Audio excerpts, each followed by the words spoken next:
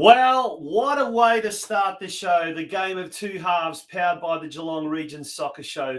My name's Tonchi Prusek, and I'm your host for tonight. And what a weekend of football it was here in Australia. And those were just some of the scenes of sheer jubilation. The first one at Lara United and the second one at Surf Coast Football Club. And of course it was all in recognition, all in celebration of the mighty Matildas, who are doing Australia proud and are really, really uniting this country, all because of our wonderful game, the World Game. Tonight, we've got an action-packed show, an epic show to really, really celebrate the Matildas' success, and hopefully those scenes will be repeated all over the region come Wednesday night. But tonight we have got some fantastic guests that are going to come on the show. SHIANNE Rosselli, she is the Geelong Galaxy attacker winger and the American import who just absolutely dazzled on the weekend. Not often does a player in a senior game score 6 goals, but she did precisely that in Geelong Galaxy's 8-1 thumping of Glen Waverley on the weekend. Well, keeping up the theme of women's football, we'll also be speaking to the co-coach of one of the very few senior Geelong teams who are looking like they're going to win their division. And the North Geelong Reserves women's team, often the reserves don't get the appreciation, the acknowledgement, the adulation, if you like, that the senior teams get. But this team on the weekend chalked up their 16th win in 16 games. Talk about the Invincibles. They're 2 games away from having an absolute clean sweep. VLADO Dzajkic is their co-coach, and he'll be joining us a little bit later on. And VLADO, as the president or former president of the North Geelong Warriors, is well versed in, I guess, finding out where are we with regards to the development of women's football here in Geelong. Are we heading in the right direction? What do we still need to do? And there's been a lot of documented discussion in recent weeks, even here on our show, about the lack of facilities or the need to improve facilities. So we'll be talking to him about a little bit later on about that. We all know our football clubs are more than just football clubs. They're more than just sporting organisations. They indeed are community clubs and community organisations, an opportunity for the community to get together. Well, one of the events, the community events that the Geelong Rangers Soccer Club has in recent years been doing very, very well is the Day for Sophia charity event. And this year, the Day for Sophia is happening this Saturday at Myers Reserve. On and off the field, it promises to be a massive afternoon. And we'll be joined by one of the main organisers, one of the main people behind the Day for Sophia, LOUISE McCLOSKEY. She'll be telling us all about what awaits guests to Myers Reserve on Saturday afternoon, and that's all coming a little bit later on in the show tonight. Folks, it's a huge show, jam-packed show, and we are very, very grateful to our new major sponsor, the Gordon. There we go, right behind me, the Gordon, who are sponsoring the remainder of this year's Game of Two Halves podcast. And we're also very, very thankful of our business sponsors, business advertisers tonight, Harcourts North Geelong, Macron Melbourne. We're also very, very thankful to Futsal Ballarat, i.e. Futsal Geelong, and also J Hill Books, who are also coming on board as sponsors of the show. And indeed, also, last but not least, I cannot forget Nardi Produce as well. Thank you to all of those organisations who, without them, we would not be able to continue well into September and possibly early October. Folks, massive show coming up. We're going to take a very, very short sponsors break. And when we return, it's time for the news desk and the weekend roundup. Don't go away. It's the Game of Two Halves podcast. Your future is in your hands. There is a whole world waiting for you, and your choices determine how you will impact it. At the Gordon, we recognise this. That's why we champion hands-on learning. Get your hands dirty. Grab what's in front of you. Learn by doing. Turn your passion, your ideas, and mould them into your creations. You'll be supported the entire way. You'll grow your skills in small classes, guided by teachers who are industry experts. You'll learn in state-of-the-art facilities or out in a real-world workplace setting. Your hands-on experience will increase your understanding and put you ahead of your university peers. You'll graduate work-ready, and you'll graduate sooner, with a huge range of qualifications to choose from and support services to enable your success. Now is the time to continue your learning journey. At the Gordon, your future is in your hands.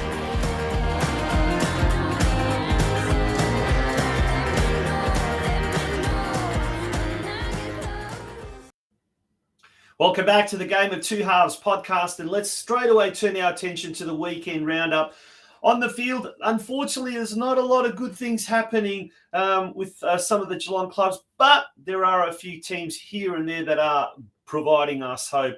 One of those is the North Geelong Warriors senior women's, or the reserves team, that is 2 games away from a clean sweep. We'll find out all about that a little bit later on. But speaking of the North Geelong Warriors, it all comes down to the last game of the season, or the last round this weekend, and we'll talk about that very shortly. But North Geelong Warriors last Tuesday came up against the Oakley Cannons in a reschedule, if you like, round 25 clash, because of the Cannons' commitments in the Australia Cup yesterday, where they almost caused a bit of a cup set, if you like, taking on Melbourne City. The Oakley Cannons, they defeated North Geelong Warriors 4-2 after the Warriors actually came back from a goal down, and then they took a equalised, but then the Cannons went on with it. That means North Geelong are now on the bottom of the ladder. Their last home game of the season, their last game of the season, this Saturday against South Melbourne at Elco Park, kickoff at 3 p.m. The equation is simple. North Geelong have to defeat second place South Melbourne. Now, things get a little bit interesting here. South Melbourne was supposed to play Heidelberg United in the last game, or a catch-up round on Wednesday. Because of the Matildas, that's been pushed to the following week, which is very unusual, because that means that the catch-up game is going to be played after the completion of the final game of the season. It can only happen in Victoria, unfortunately. But South Melbourne, had they have come up against Heidelberg United, and Heidelberg are in great form at the moment, and had they have taken a point off South Melbourne or even defeated South Melbourne, South would not be able to win the minor premiership. Avondale would be crowned the Kings. Now, if South defeat North Geelong, they still stand a chance if they beat Heidelberg of taking that minor premiership. But North Geelong, well, if they draw or lose, they're relegated.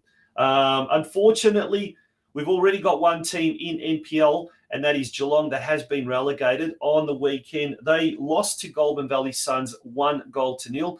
They play Beau Morris on Saturday night, or on Saturday at Stead Park at 3 p.m. Now, they cannot get out of the relegation zone. So unfortunately, Geelong will next year be playing in State League One. And speaking of State League One, that's Coroya's division. Coroya on the weekend came up against top team Altona City. And we've actually got a little bit of footage here from that game just before the heavens opened up. And Coroya did exceptionally well. They went down 1-0, and we'll shortly see that goal in driving rain. It took a deflection, and I dare say it was an own goal. In the second half, Coroya came back, and look, they were able to keep the league leader to a 1-1 result. It moves them a little bit away from the relegation zone, but not totally. There's a bit of a nutmeg there. And look, a great crowd was on hand. A lot at stake, and here's that goal, as you can see, in driving rain, cut back, and there's a slide there. And unfortunately for the home side, that was a goal, and in the end, they were able to get back. But look, at the end of the day, let's have a quick look at that ladder with 2 games to go. Coroya, yes, they are sitting in 8th position, but look where Banyule City is.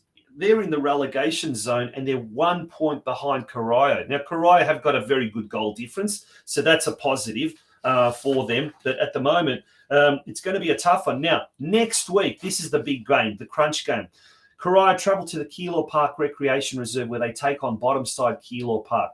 Obviously, a win here will get them to safety, and next year they will be playing against Geelong in the local derby. So something to look forward to, but the work still has to be done. So I'm sure all you Coroya fans that are tuning into the show tonight, you will be travelling down the highway on the weekend and supporting your team. Now, over in State League 2, this is a tough game. Well, this is a tough division. At the moment, the Geelong Rangers are precariously placed in the relegation zone.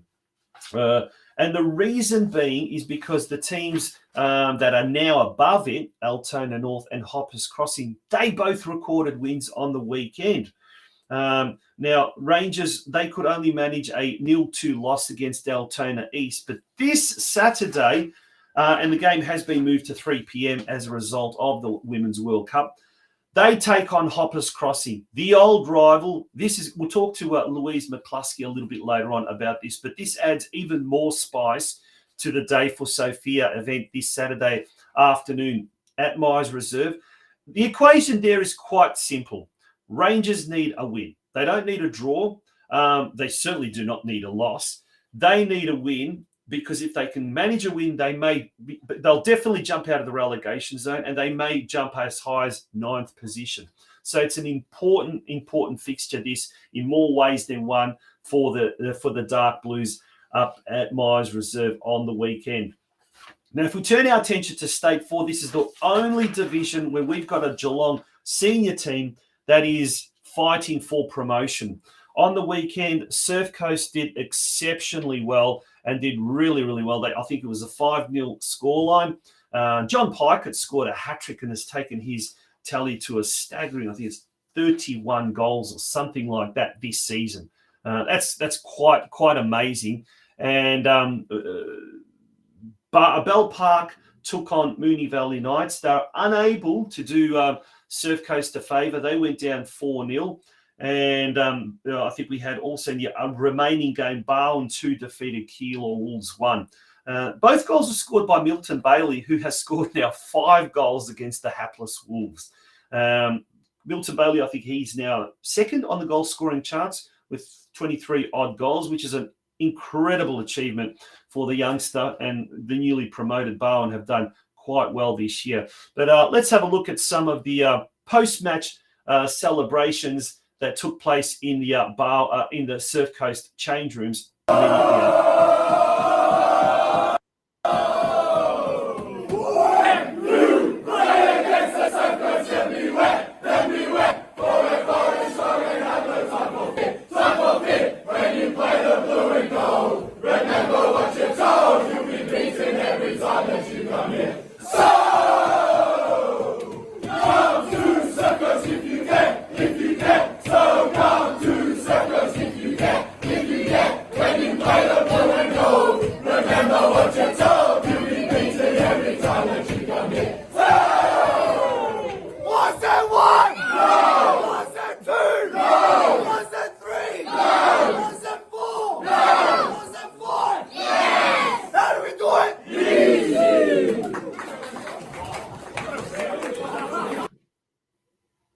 There we go, the post-match celebrations in the Surf Coast change room immediately after their 5-0 win against bottom side Gisborne on the weekend. Now, can I just take some time out and make a community announcement and actually publicly applaud Surf Coast Football Club and everyone involved with Surf Coast Football Club.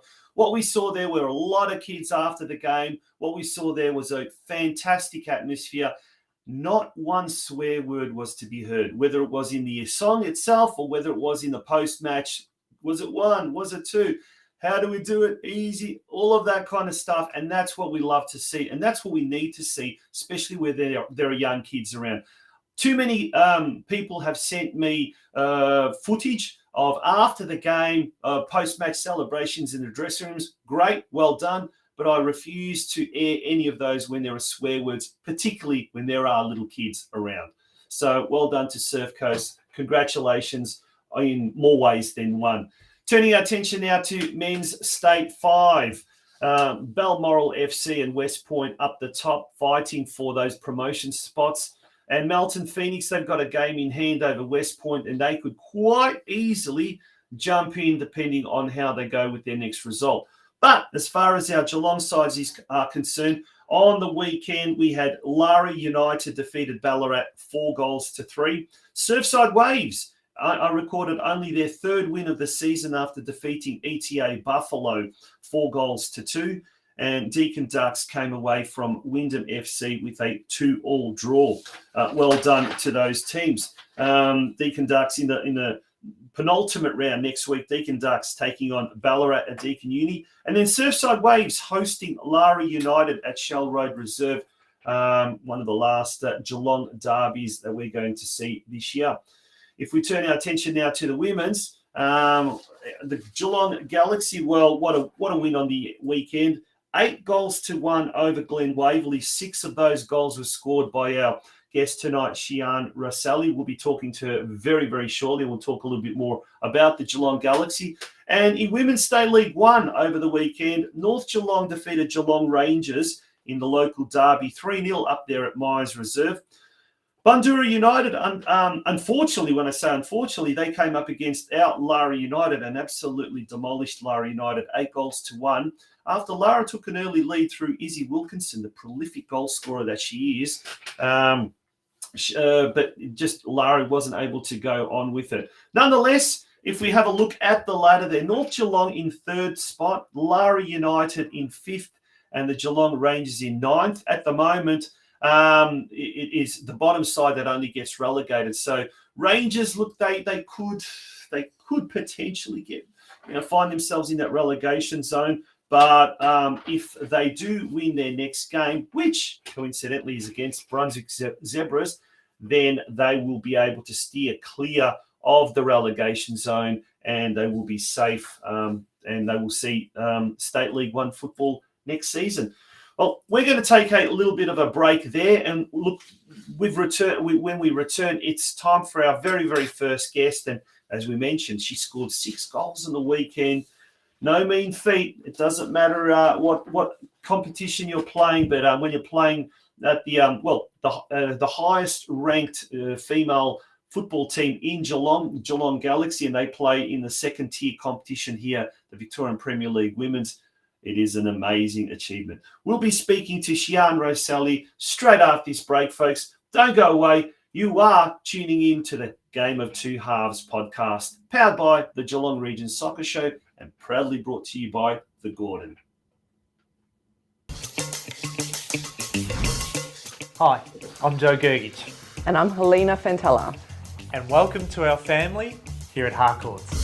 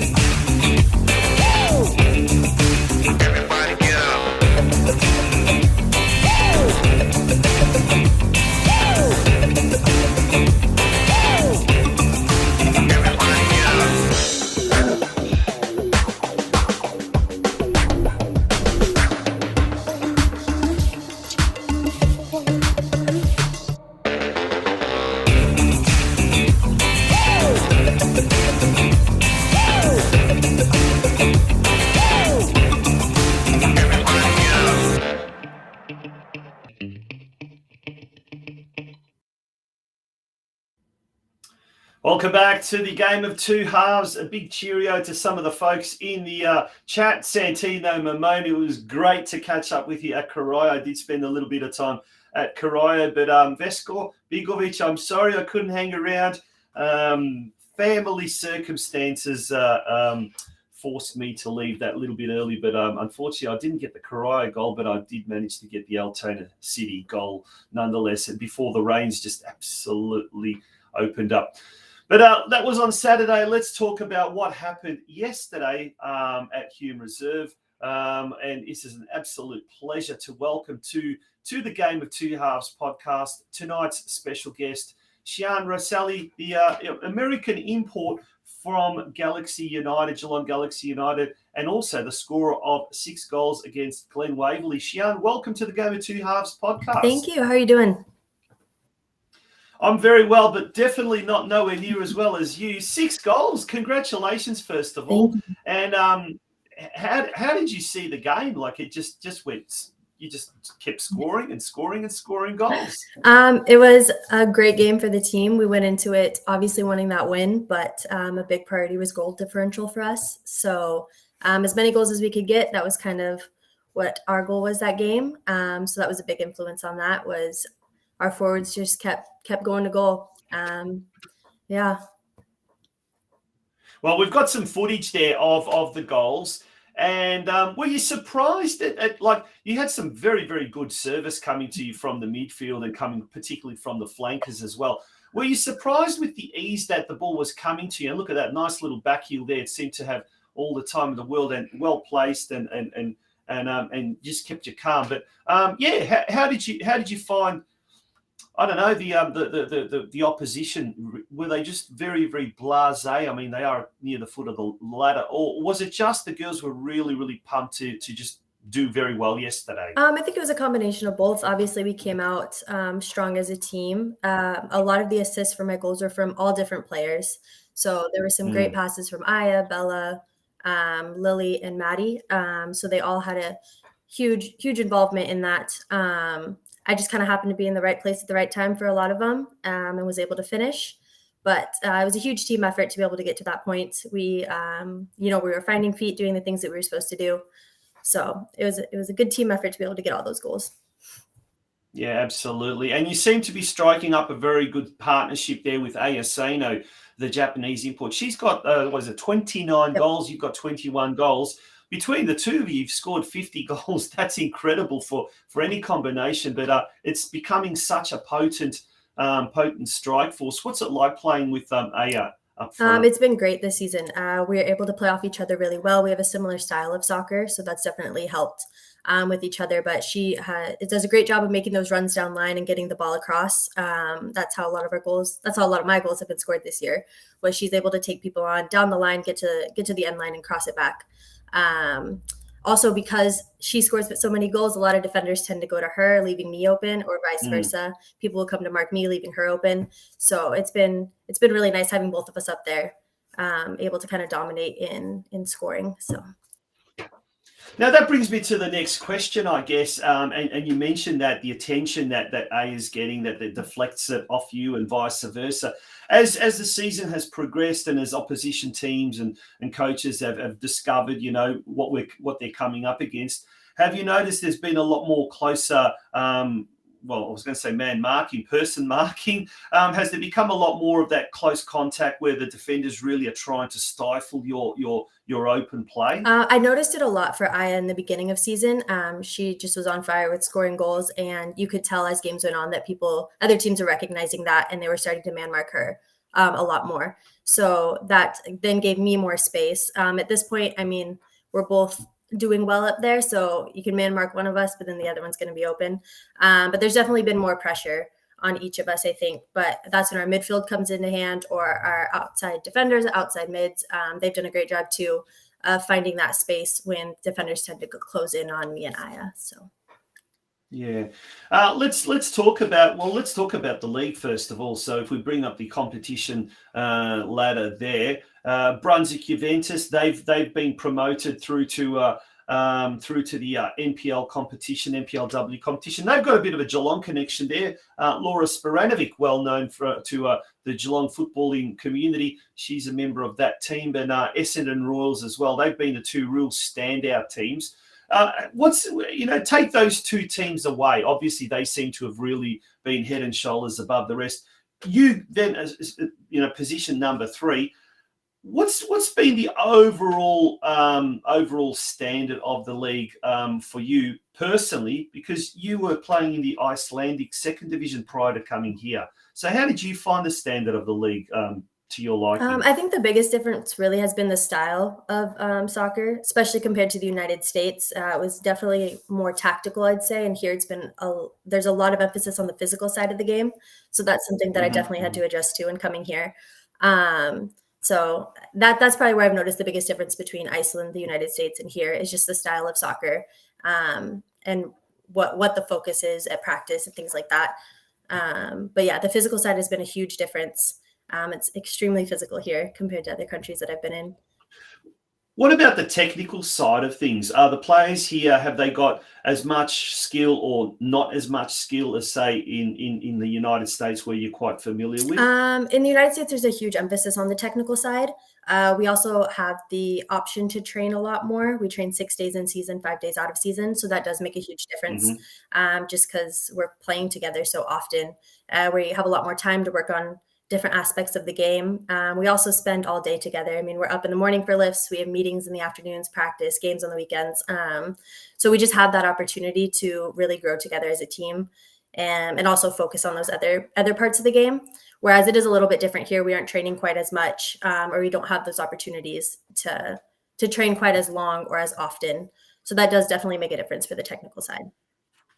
Yeah, and I guess the Galaxy team is very different to last year's Galaxy team. There's been many comings and goings. And has it taken a while, because you're only training, 2-3 times a week, to kind of gel a lot longer than maybe if you were training 4, 5, 6 times a week? Yes, I definitely think it does make a big difference. That's one of the things in college too. You tend to have the same team. I mean, we'll have incoming freshmen, but overall, your core part of your team is the same every single year that you're there. As this is my first year here, so obviously it was a new experience for me, but having new people come in and out every year is going to make a huge difference.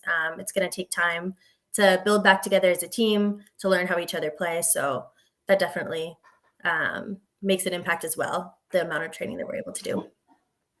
Yeah, well, you certainly come at a good time, because I'm sure that people would have told you some of the change room facilities and the club room facilities at Hume Reserve 2 years ago were nowhere near as what they are now. Now they're absolutely fantastic. But what about lifestyle here in Australia? Are you enjoying it here, or are you looking forward to the off season to go back to America? I've been loving it in Australia. I've had a great time. I have nothing but good things to say about the country, the people I've met in the club.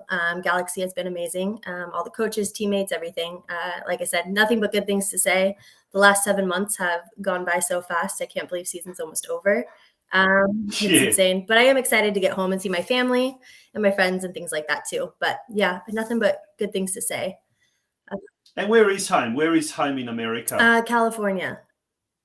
Oh, so it'd be a lot warmer than it is and what it can be down at Hume Reserve. I was out at Hume Reserve on Saturday for the Karaya game, and when it started raining, it was quite cold actually. But you rug up and you get used to it. But SHIANNE, what's the plans for next year? You hopefully will be staying in Australia, hopefully at Galaxy. I haven't figured out exactly what I'm doing next year yet. My focus is still just on this current season. Just making sure that we do everything we can to hopefully make it to playoffs this year. So that's definitely where my focus is right now. But yeah, nothing but good things to say about Galaxy. Definitely an option moving forward. Like I said, it's just been a great experience between the coaching staff, teammates. Joey G has been an awesome part of it as well. So yes, Joey Giacomatto. Big shout out to Joey G. When he found out that you were on the show tonight, he sent me a nice little message about the background to the signing and his involvement in the scouting of it, and the involvement of one of the coaches from Melbourne that passed on the details. So luckily he did pass on those details to Joey. So well done to Joey. But a bit of a break now. I think next week is a catch-up round, and then the following week, Geelong Galaxy has a bye. So he won't be in action until September the 3rd for the second last round against Eltham Redbacks away. So it's a bit of a break, bit of a chance. Will you guys still be training as per normal? Will there be any practice games or anything like that? Or what's John Diaz, the coach, got you doing to sort of keep you fresh? We'll definitely still be training throughout this time. I don't know of any practice games that are currently set up, but that could always be a possibility. But yes, definitely still training, still preparing, being ready. We have to win this next one. So that'll be our priority this next game, is to make sure that we come out with the win. So yeah, not letting down these next few weeks. Awesome. SHIANNE, once again, congratulations on your 6-goal haul. What's that called? A double hat trick, is it? That was brilliant effort on the weekend. We certainly look forward to seeing you banging more goals over the next couple of games leading up to the end of the season. And we certainly hope you'll be staying put at Hume Reserve for next season as the assault on the VPLW title next year. That will take us to the NPLW, where the Geelong Galaxy rightfully belongs. Good on you. Thank you for joining us. SHIANNE Rosselli, fantastic. 6-goal haul is just an incredible achievement in anyone's book. So well done to her. She did extremely well. We're going to take another little bit of a break. Now, Macron is one of our sponsors, and they do a fantastic job. So look, if have I got that? Well, I haven't got that advert. At the moment, there is a special happening. If you contact Macron, they will be able to get you any futsal tops, for example, with your number on there, name on there as well. So be sure to contact Macron. They've got a Facebook page, and they will give you they will look after you in the best possible way. So Macron Victoria, thank you very much to Giacomo Carulli, who's one of our sponsors, one of our advertisers here on the Game of Two Halves podcast. Folks, when we return after this, we'll be speaking to the former president of the North Geelong Warriors, who now is the co-coach of the women's reserves team at Alco Park. We'll be speaking to VLADO DZAJKIC straight after this. Don't go away. Our name is derived from the Greek prefix, macro, large. From the day we were born, this has been a promise for the future. We have grown through dedication, sweat, self-denial, faithful to our mission of being on the side of those who put themselves on the line. Through our name, we celebrate the greatness of those who believe there are no obstacles higher than their dreams. The courage to get back up after falling. The obstinacy of believing until the end. These are the values embedded in our logo. The Macron Hero. It's a celebration of sacrifice and tenacity. Up until your personal victory, until your arms are in the sky. Become your own hero.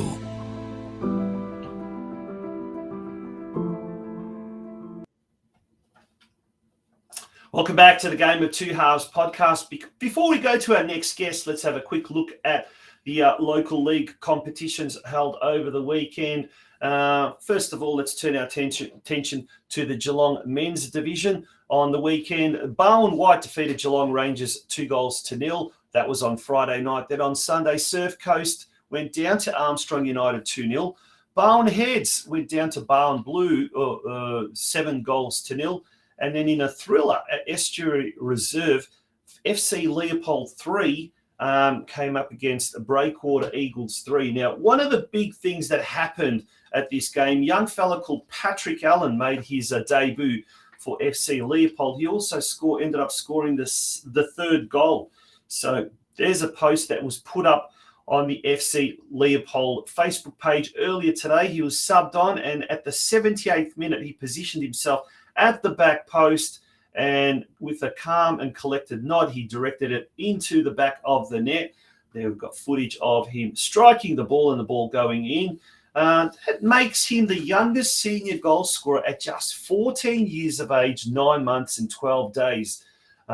Besting, that's an interesting word, beating that, a former FC Leopold women's player, Jodie Budge, who now is at North Geelong Warriors, and she was only 14 years, 9 months and 24 days. So well done to Patrick Allen there at FC Leopold, and also to everyone at FC Leopold for giving the youngsters a go. That is fantastic to see.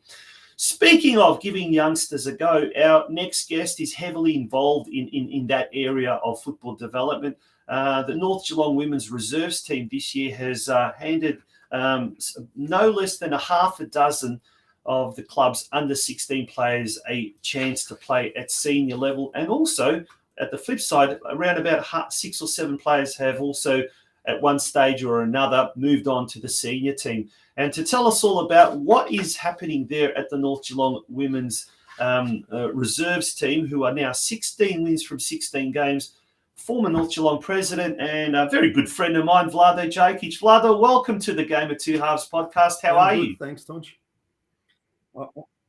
Mate, 16 games, 16 wins, 2 games away from an invincible season. That is pretty ridiculously amazing. Tell us how you've gone about it this year. We've still got 2 games, though. Let's not get ahead of ourselves.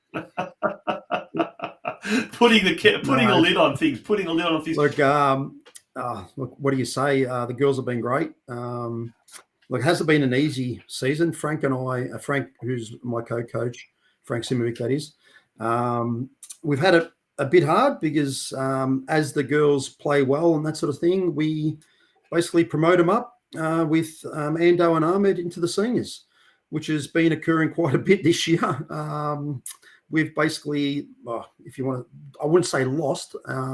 We've promoted 5 starting 11 players in the seniors with, what is it? I think it's. And how have they found that jump up? Have they been overawed or have they done pretty well? This year it's been good. As the girls have now, some of them have turned 18, others 17. We've been training together with the senior squad. So basically they know how the seniors play and that sort of thing. They know the expectations from Ando and Ahmed. So it's easier to transition into the senior side rather than in previous years when the girls were, 15, 16, 17 and they get the call up. It's a little bit over. Look, it's difficult for them. We played a different style to the seniors, so it took the girls a little bit to get used to in previous years. This year, we've basically synchronized the teams, and yeah, it sort of seems to be working. Like on the weekend, we had 5 of the 11, like I said, were originally, if you want to call it, reserve players. It's a difficult one. We try not to say reserves because they're all senior players. It's just on the weekend, it's where they happen to play, sort of thing. And what? Yeah. I was going to say that's an interesting point because I know some of the clubs actually call their reserves teams development squads, or they call them other names as well. So it's an interesting thing calling those squads something else other than reserves. But it's been you're a past president of the club. You've been involved with the club for a long, long time. But the whole development of the women's arm at Elco Park at North Geelong has been a very sort of a systematic and structured kind of development. And it's been a patient one where you decided many, many years ago, ground up, i.e. through your mini-roos, and you're now starting to really reap the rewards of that, aren't you? Like there's some fantastic young teenagers at the moment that are really working their way up, right up to the top. Yeah, look, you're right, Tonch. Look, many years ago, we had the discussion, I think even like with Ivan Hedseg when he was in charge of the senior group. We spoke about how are we going to go forward? Do we bring in, players from Melbourne and the like and whatever else, or do we develop our own?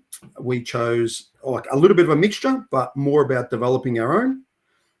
This year, in discussion between like the 4 coaches and Maria, who's one of the board members of the club, we basically decided that we're going in with the senior side, and we knew we're going to be losing a few players to, I won't say international duties, but traveling around Europe, I guess. And we had faith in the, which was our, I guess, under 17 side. We had faith in them that a lot of them could step up, and they have, and they've actually been playing really well. The difficult thing going forward will be how we fit them all into our senior squad next year. But you know what? It's there. We, like I said, with the if you want to call it the reserves. We provide them good education and a good competition to play in. And they all basically, or not all, basically a lot of them have been getting opportunities to play up in the seniors, which is what they want. And then plus with, I guess with the younger ones coming through, like as a number of our players have been playing up, we've been calling on the under 16 side, under 16 girls side, who are doing very well in the metro competition to play up. And we've had 9 players under 16 play for us this year in the reserves. Wow. So it's been good. I think they enjoy the experience. And look, really, they're pretty much going to be our future players in the reserves, and then hopefully seniors in the coming years. The relationship we've got between the coaches has been outstanding. From Ahmed and Ando in the seniors to myself and Frank in the reserves, and we've got a good relationship with Anta and Ivan in the under 16s, and then they've got a good relationship with Anta in the under 15s. So as girls play up from under 16s to the reserves, some of the under 15s play in the under 16s. It's that natural progression, I guess, and it benefits all. I guess. I guess one indication of how serious North Geelong takes its women's side, and it's definitely, you can see that it's not a club that pays lip service, is the legends of the club, the past legends of the club that are involved. I mean, you mentioned Michael Anderson, who was 10 years running. He was a senior player, a long-time captain. Ahmed Suleimani as well, who was heavily involved in the senior team setup. But you've got Frank Simovic, who was in the 80s and 90s, an absolute legend of North Geelong Warriors back in the days. You've got Mio Trupkovic, Ante Stosic, other former senior players who are involved. Ante Dake, who was another National Soccer League player, also coaching the level. So I guess for the girls, they must really love the fact that they are made to feel welcome, that they are made to feel important at the club, just like the boys and what you're not. And that, I guess, shows on their on-field performance as well, doesn't it? Yeah, no, you're right, Tonch. Look, like you mentioned, Anta Deek and also Mio Tripkovic, they're both former NSL players, which to those that don't know what the NSL is the old, I guess, the A-League. They both played there. They're heavily involved in our girls program. We've got even Stephen Kump, who's a former North Geelong senior player. So really, we've got some, well, I guess, sadly, I'm probably the least credentialed coach there is.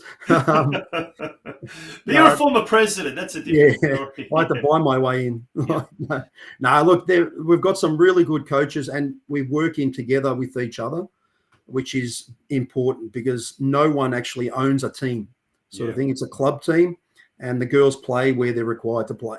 And that's really important, isn't it? Yeah, and in saying that, it's great. The actual girls have taken it on board. They're not tying themselves to one team. They're willing to play for the other teams to basically help, I guess, win games or help be competitive, which is good because, like, if you have a look at our junior program, our under 15 girls are, I think they're third and they've got 2 games in hand. If they win those 2 games, they go to top. Our under 16s are on top. The reserves are on top, and our seniors are sitting third in State 1, which is a great achievement. A very good achievement indeed. Now, we saw the Matildas obviously doing very well. They've captured the hearts of the entire nation. They've really unified this nation in many ways and really thrust the world game, on the front page of every paper. The legacy. And this is what football people are really scared about, the legacy, that there will be no legacy. But in your opinion, what will be the aftermath of this World Cup? Will there be more girls wanting to take the sport? Can we cater for that? Has North Geelong, for example, is that a club that's already started receiving interest from people wanting to play, girls wanting to play next year? Where are we as a code, as a sport here in Geelong with regards to the anticipated avalanche of interest in our sport? Yeah, look, Tonch, it is difficult for football / soccer in our country. We have got, well, in Geelong, we've got, the Cats basically that are the dominant. We don't talk about that on the show. Look, I agree with you. But in saying that, I do hope a lot of the girls do come on board. We try to, at North Geelong, try to cater for all players coming in. We hope more do want to come across. We do struggle with facilities sometimes. We've got 3 grounds that we maintain. We hire, I think, 4 grounds from the council. We've got juniors constantly. Like a lot of our juniors train 3 nights a week. So there's just not. We struggle with grounds, which is difficult. And then you've got the lighting aspect of it as well. It is a struggle. We try to make do with what we've got, and we hope that the kids enjoy it and they're safe as well. Absolutely. What else did you ask there, Tonch? Slip me I don't know. I'm very renowned for asking about 5 questions. I guess you mentioned something about the. I guess if the women, if kids are going to come on board and how we handle that. I guess. Look, the issues, like I said, we have got other codes in our neighbourhood, and I think a lot of the girls will come on board, but they do tend to be taken away from our code, and not that they're ours to keep, but we try to make it entertaining for them. I think the biggest impact for us is the media, and that's why I like your program, Tonch. You've been through it thick and thin. While, like you mentioned, a lot of the media has jumped on board. Yes, they have on the Matildas bandwagon. They're enjoying it right now, but what's going to happen afterwards? I don't know, Tonch. I hope they stay on board. However, I think other influencers will try to, how do I put it nicely? Push it down or throttle we've been around the game a long time. We know. In the old days, it was Channel 7. I won't say what the chant was. But well, Vlado, just listen. I mean, today I was sent the front page of the Age newspaper. I don't read the Age, and there's a good reason for that. But with all of this positivity about soccer, football, call it what you want to call, they had to put something about the police criticising A-League security or security at A-League games. We're out of season as far as the A-League. It was something that happened months and months ago, but they had to, on this particular occasion, put it on the front page when the nation is swept with World Cup fever. And that is, I guess, typical of the bigoted approach towards our sport, the world game. And I'm sure it will continue. But look, through hard work like yourself and everyone down at North Geelong, with the fantastic stuff that other clubs around Geelong are doing as well, we can only move slowly forward. And as long as we're moving forward, I think that's the right direction we need to head to. And it's just great to see some of the successes that we are achieving locally. And we need to celebrate it. And hopefully those 2 games can be just a mere formality, and you will be known hopefully. Wasn't Arsenal known as the Invincibles back in the day? You'll be in the same breath as Arsenal Football Club in the EPL.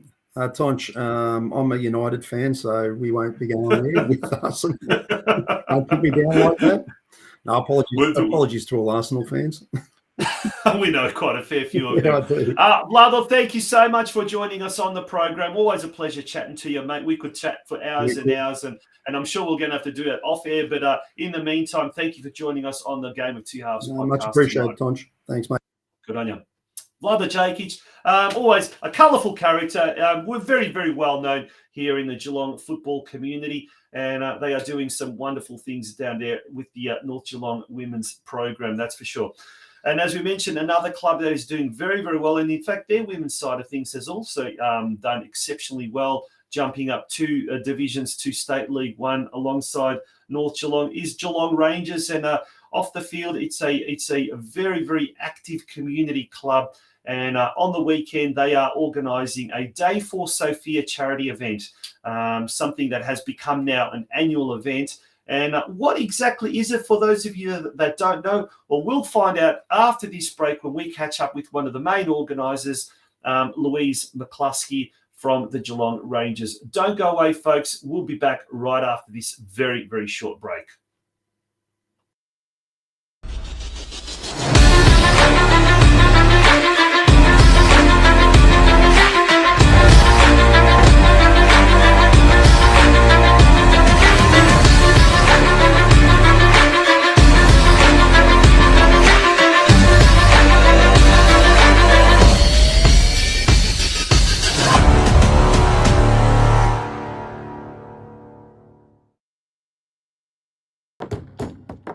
There is a whole world waiting for you, and your choices determine how you will impact it.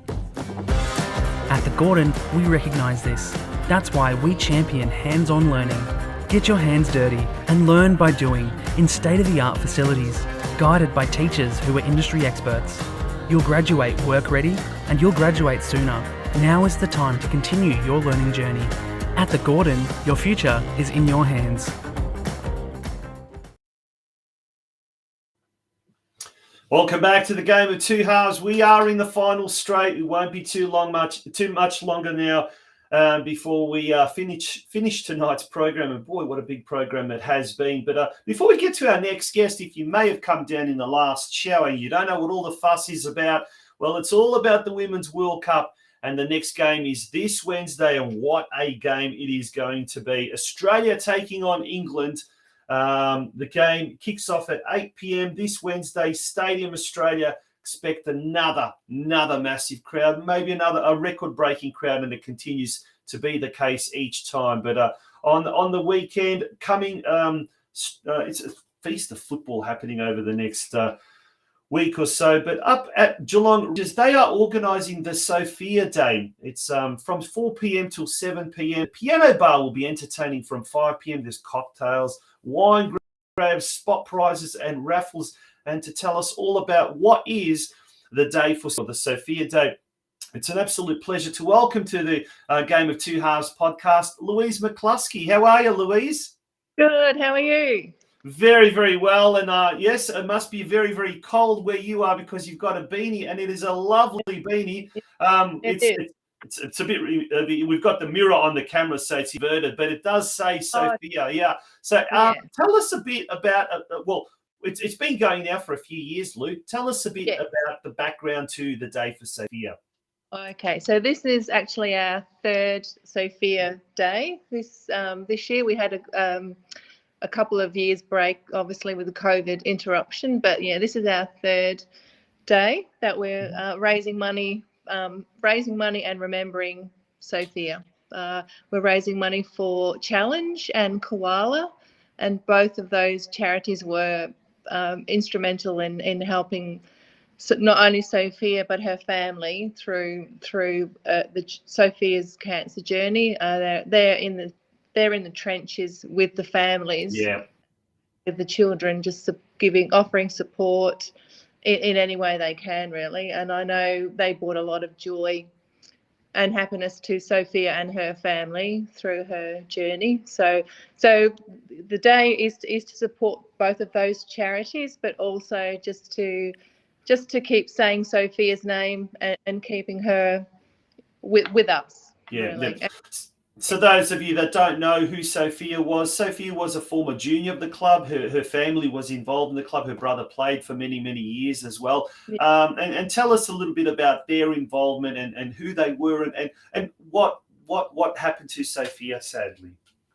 Well, Sophia, it's like she joined Rangers probably back in 2007 as under sevens, I think they would have been back then, and they stayed with Rangers for a number of years. Sophia, like most girls at that time, there was a shortage of girls playing, so they sort of had to change clubs to where the girls were. So she moved with my daughter Ruby and a few other Rangers players to Bell Park at the time. That's where most of the girls were. And then they eventually, with when Galaxy came to Geelong, the girls trialled and successfully were playing at Galaxy. and I think I'm pretty sure it was Sophia's first season there, which was 2015. And she was diagnosed with osteosarcoma. And where she had the tumour on her pelvis, it was 1 in 20 million people get a tumour there. So she was up against it from the very beginning. She fought it like so bravely for 3 years, and she passed away in 2018. But Lachlan continued to play at Rangers. He's having a bit of a break this year because of work, but he has been around Rangers. And Linda, we actually yesterday, the women's team played North Geelong, as you spoke about just before, and the women played in the kits yesterday, and so the kits match the beanies, and all the colours are all Sophia's. She loved bright colours. The yellow sort of representing the cancer colours, like the traditional colour for hope.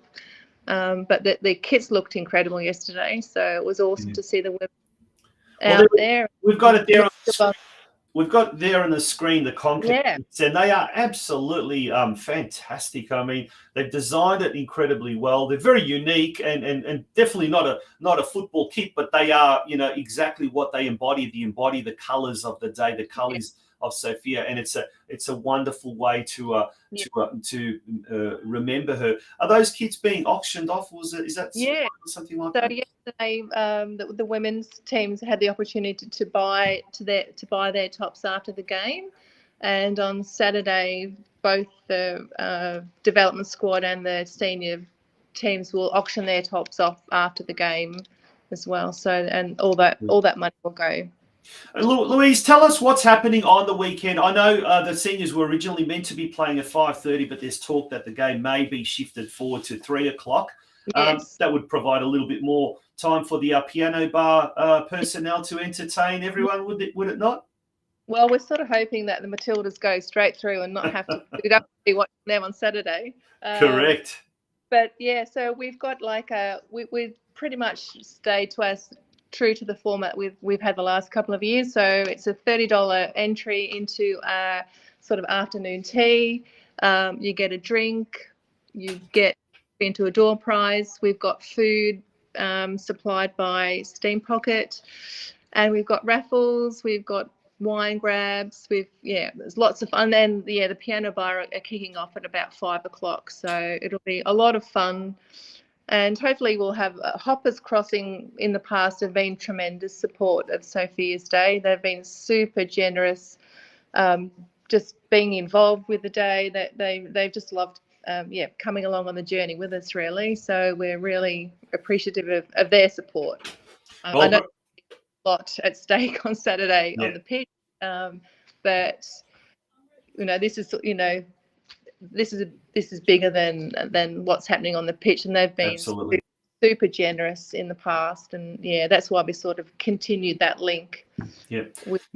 Now one of our regular viewers, we refer to him as the newsman, Brenton Ray, who is on the active on the chats at the moment. He's heavily involved with Hoppers Crossing, and I do believe they are organising a bus. They're calling it the party bus, coming up all the way up the highway, the short trip up the Princess Highway, or down the Princess Highway, however you want to look at it. Brenton, you can confirm for us if that is exactly what's going to be happening. But look, Hoppers Crossing have been fantastic. But look, when the game starts, when the game kicks off, there is so much at stake. Both teams playing for a place in State 2 next year. There will be no friends on the field, that's for sure. No doubt there will be. But I guess, Lou, that probably adds a little bit more excitement, a little bit more interest, and hopefully that will attract an even bigger crowd on Saturday. I think so, yeah. Like, there's obviously, the development squad, they're I think they top, or they've had a great season. So, and it's great actually seeing just so many young faces, in those both teams this year, really, like that have come from the juniors, maybe left to go and play NPL and are back. It's just really been great to see all those young faces walking out on the pitch. And I know it's always super emotional when you're on Saturday and you see those same kids walking out in the tops and the beanies. It's very very heartwarming. Just for Linda and Lachlan, the fact that I think they're always blown away that people care. Yeah. Well, in the chat section, your daughter Ruby has made a comment there, and it's great. Thank you for that, Ruby. So our special day for Sophia is almost here. You still have time to purchase a ticket to our event on Saturday, 19th August. Raffles, door prizes, wine grabs and cocktails. The piano bowl will entertain you from 5 p.m. And this is where people get tickets, but Ruby has done the work for me. Head over to our website, GeelongRangersFC.com.au to purchase your tickets, and there's a link there. And your beanies, you can also make a donation. Click the link below to make a donation. Big or small, you decide. And there is a link there. So thank you very much to Ruby doing a wonderful, wonderful job there in the background. Louise, thank you so much. I just had a very, very quick look at the iPhone weather update, and it can never be very, very, very accurate, but it is saying that it's going to be 16 degrees. A little bit windy, but cloudy, but no rain forecast. So even if it does rain, there's shelter there, so it'll be fine. So hopefully it'll be a fantastic day, a massive day, and hopefully we can get as many people from the Geelong football community, Rangers fans or otherwise, coming up to Myers Reserve on Saturday afternoon. It's going to be a huge, huge show, huge day. Yes, and you're all welcome. Yeah, and thank you for your support of our day. It's sort of. Yeah, it's great that it's it's recognised and supported, and I think we are one big soccer community. So absolutely. But no, I think on behalf of everyone at Geelong Rangers, and I think I can say on everyone on behalf of the Geelong football community, thank you, to Louise, for all that you've done and that you've organised with this. Because anyone who's been involved in these type of events know they're not small, and it takes a lot of hours. And hard work. So well done to you personally. Thank you. And to everyone in your team as well. Thank you. Good on you. Louise McCLOSKEY from the Geelong Rangers Soccer Club, a huge event happening there on and off the field at Myers Reserve this Saturday afternoon. We're going to take a very, very short break. And when we return, we're going to wrap up tonight's show. Don't go away, folks.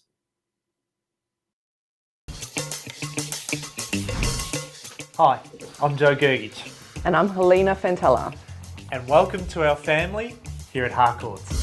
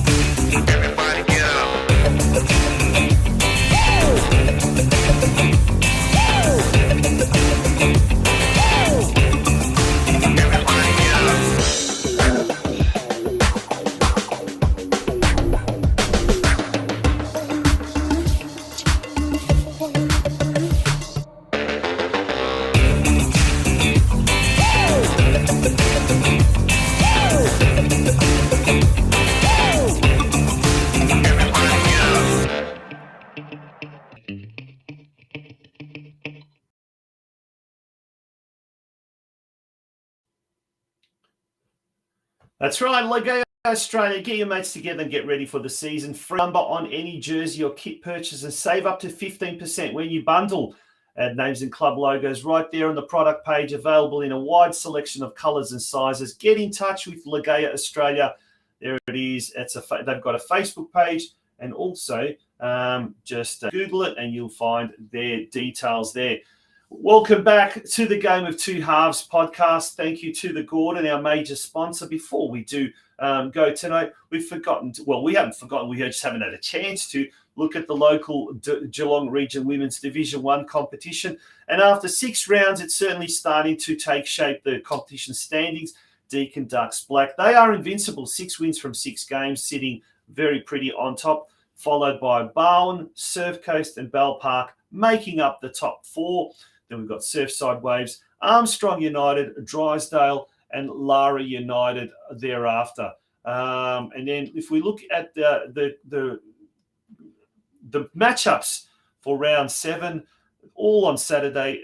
Deakin Ducks at home to Bell Park. That should be a fantastic game, that one. Armstrong United at home to Drysdale. Surf Coast hosting Barwon in the big battle for second position. And Lara United taking on Surfside Waves. So lots of football action coming your way, folks. Don't get out there before the season ends. Jump out, see one of the games coming up on the weekend, and we'll be with you again next Monday for another equally huge show. But thank you so much for being a part of the Game of Two Halves podcast tonight, powered by the Geelong Regions Soccer Show, and of course, brought to you by The Gordon. My name's Tonchi Prusek, and it has been an absolute pleasure being with you here tonight. Good night.